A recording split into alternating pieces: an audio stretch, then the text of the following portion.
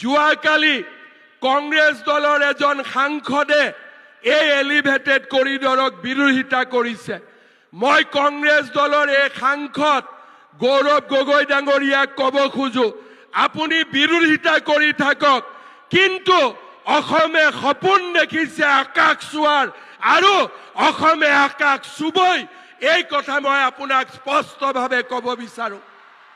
আজি অসমীয়াই কোনো পাকিস্তানৰ এজেণ্টৰ ওচৰত আত্মসমৰ্পণ নকৰে।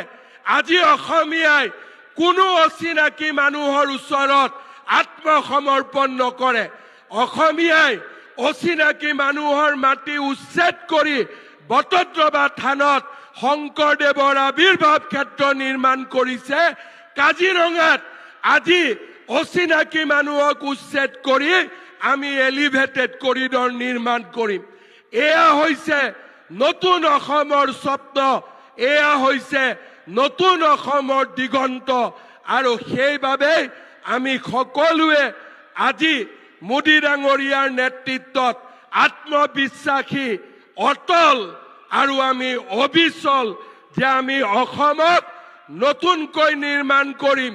ভাৰতবৰ্ষৰ ভিতৰতে সৰ্বশ্ৰেষ্ঠ ৰাজ্য হিচাপে আমি অসমক প্ৰতিষ্ঠা কৰিম।